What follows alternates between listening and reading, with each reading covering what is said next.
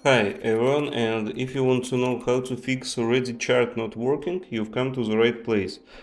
So, if you have a problem with Reddit chat, it's maybe because your chat settings is turned off and nobody can write you. So, you need to go to your account settings, go to settings.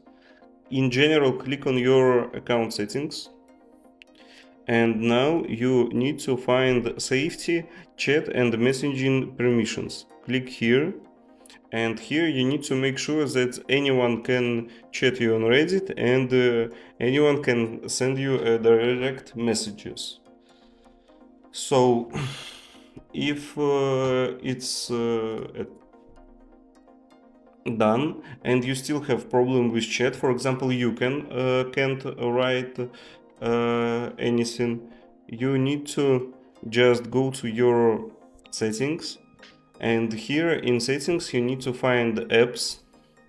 Click on apps, click on storage and cache, and you need to clear your storage and cache in Reddit. Once you've done that, the problem with your chat will be fixed. Thank you for watching, leave a like and subscribe.